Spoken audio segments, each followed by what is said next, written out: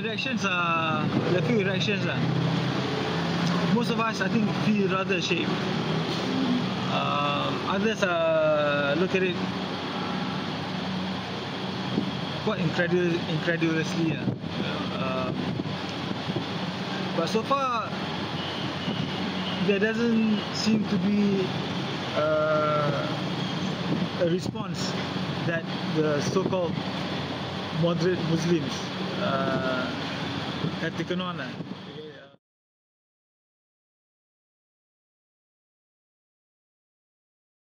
The moderates, I think, if there's any response, it will be in a rather quieter fashion, not on the streets. Of course. Okay, so it will be, I think, there may have been lectures around the world.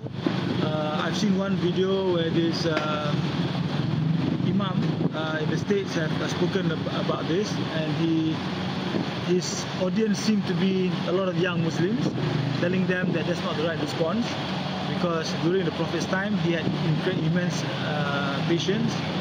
I remember in that video he was telling a story about how the Prophet and you could say his right hand man Abu Bakar at that time, the Caliph, sat together with him, and they were attacked by these so-called non-believers. And first of all, the attack was on religion, and then when it got to the personal attacks on the family, Abu Bakar stood up out of anger. As soon as Abu Bakar stood up, the Prophet also stood up and left. So Abu Bakar was left in the quandary whether to go after the Prophet or to, face these non-believers. He decided to follow the Prophet, and he asked the Prophet whether he's done wrong. And the Prophet said, when you stood up out of anger, the angels left. I do not sit where the angels do not sit. So that was the story. And so it just shows that the amazing amount of patience that the Prophet had.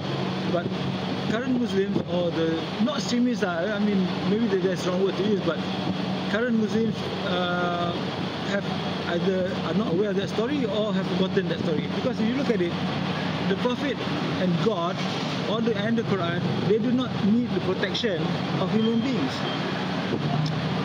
And a lot of Muslims have that attitude. They do not need, God does not need the protection of human beings, the people He created. I mean, the beings He created. So you think what has happened around the world, the protests, the death, is stupid, isn't it? If you want to protest, you protest in front of the guy's house. I mean, the guy doesn't even have any credibility.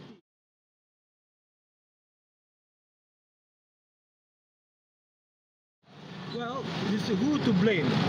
Do you blame them or you blame the media?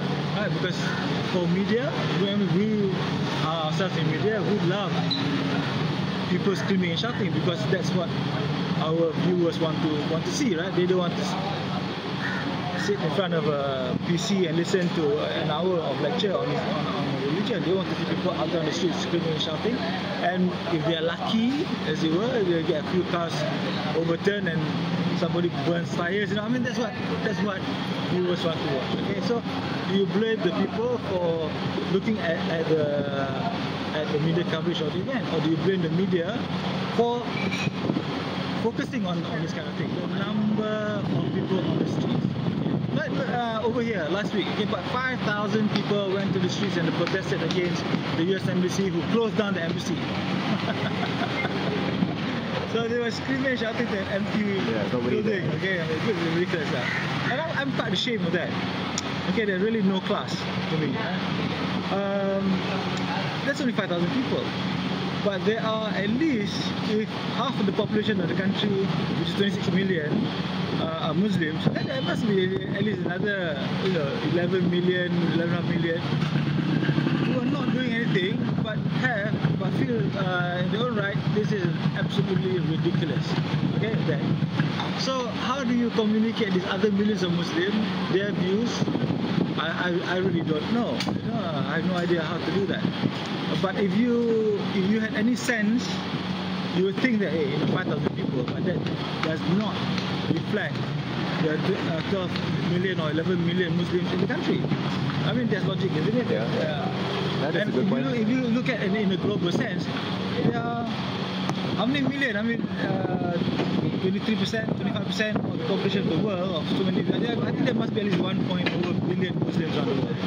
Okay, so a few thousand go berserk on the streets. Okay, they kill themselves, they burn their own shops, they burn their own vehicles and whatever, destroy their own property. I mean, screw them. You know, because the other 1.2 billion or 1.6 billion Muslims, we're not like that. Okay, I think we got a lot more sense.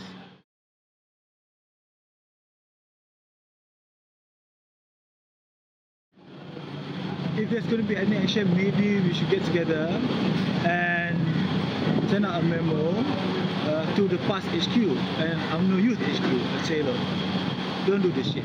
Okay, we're not like the Pakistanis, we're not like the Libyans or whatever. Okay, I think we got more sense. We're not that emotional.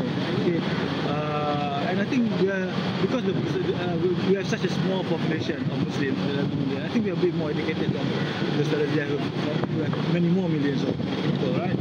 So maybe that's what we should be doing. Send out a memo, but the other direction, okay, don't do this, don't put us to shame. Yeah, it's only 5,000 of you, but don't put 11 million to shame. Maybe that's what we should do.